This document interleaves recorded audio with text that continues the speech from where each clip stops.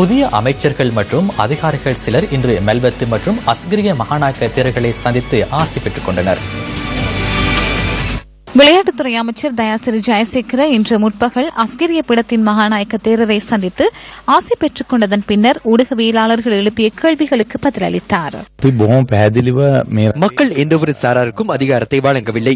எமது கட்சியிலிருந்து சிலரை இணைத்துக் கொண்டு அரசாங்கத்தை ஏற்படுத்திக் கொள்ள ரணில் விக்ரமசிங்கவினால் முடிந்திருக்கும். அல்லது ஐக்கிய தேசிய கட்சியின் உறுப்பினர்களை இணைத்துக் கொண்டு அரசாங்கம் ஒன்றை ஏற்படுத்த ஜனாதிபதி மைத்ரிபால சிறிசேனவிற்கும் முடிந்திருக்கும். இவர்கள் இருவரும் இதனை நிராகரித்தனர். அதன் பிரகாரம் தேசிய தகுதியுள்ள புத்திக பத்திரனவிற்கு நல்லாட்சி அரசாங்கத்தின் கீழ் அமைச்சு அல்லது பிரதி அமைச்சு பதவிகள் வழங்கப்படாமைக்கும் நல்லாட்சிக்கும் இடையிலான தொடர்பு என்ன? நல்லாட்சி என்றால் அவருக்கு பதவியொன்று வழங்கப்பட்டிருக்க வேண்டும் அல்லவா? அதனை ரணில் விக்ரமசிங்கவிடமே கேட்க வேண்டும். ஏனென்றால் அமைச்சு பதவிகளை ரணில் விக்ரமசிங்கவே வழங்கினார். எமது பக்கத்தில் ஜனாதிபதியே அமைச்சு பதவிகளை வழங்கினார். அவர்கள் இருவருமே பொறுப்பேற்க வேண்டும். தம்முடன் இணைந்து கொள்ளுமாறு புத்திக பத்திரனவிற்கு நீங்கள் அவ்வேளையிலே கூறியிருந்தீர்கள். அவ்வாறென்றால் உங்களுடன் இணைந்து கொண்டால் அது சரியாகும் என நீங்கள் எண்ணுகிறீர்களா? இல்லை, அது கொள்கை அடிப்படையிலான தீர்மானம். புத்திக பத்திரன ஐக்கிய தேசிய கட்சியை விட்டு வெளியேறும் நபர் கிடையாது. அவர் மிகவும் பொறுமையுடன் நீண்ட நாட்களாக செயற்பட்டு வருகின்றார். என்னால் இருக்க முடியாத நிலை ஏற்பட்டமையினாலேயே நான் ஐக்கிய தேசிய கட்சியை விட்டு வெளியேறினேன். அன்று எடுத்த தீர்மானம் குறித்து ஒரு புறத்தில் நான் மகிழ்ச்சி அடைகின்றேன். புத்திக பத்திரனவிற்கு நீண்ட நாட்கள் செல்லாது. நியாயம் அவருக்கு கிடைக்கும் என நான் நம்புகின்றேன்.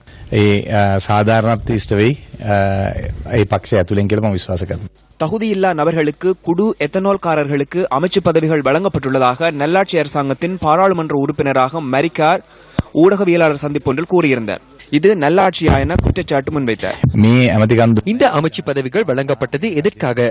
ஊழலுடன் உள்ள அமைச்சர்கள் இருப்பார்களாயின் அவர்களுக்கு எதிராக நடவடிக்கை எடுப்பதனை நிறுத்தப் போவதில்லை. அதற்கான விசாரணைகள் முன்னெடுக்கப்படுகின்றன. அவ்வாறான விசாரணைகளில் அவர்களின் ஊழல் இல்லாதவர்கள் என்றால் என்ன செய்வது? இதேவேளை பாதுகாப்பு அமைச்சின் புதிய செயலாளர் கருணாசேன ஹெட்டியாராச்சி இன்று தலதா மாளிகைக்கு சென்று வழிபாடுகளில் ஈடுபட்டார். அதனைத் தொடர்ந்து மல்வத்து பீடத்தின் மகாநாயக்க தேரர் திப்பெட்டுவாவை ஸ்ரீ சுமங்கல தேரரை சந்தித்து ஆசி பெற்றுக் கொண்டார்.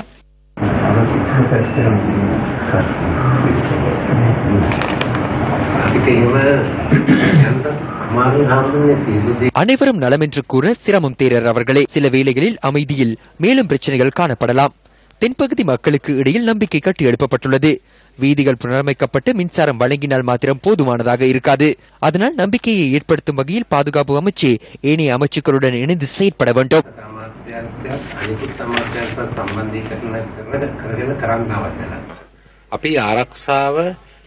நாம் பாதுகாப்பை எந்த விதத்திலும் குறைக்கப் போவதில்லை.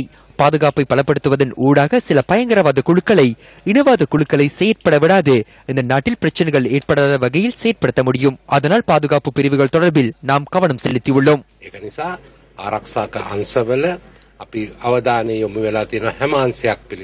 அதனைத் தொடர்ந்து பாதுகாப்பு செயலாளர் அஸ்கிரிய பீடத்தின் மகாநாயக்க தேரர் கலகம ஸ்ரீ அத்ததசி தேரரை சந்தித்து ஆசி பெற்றுக் கொண்டார்.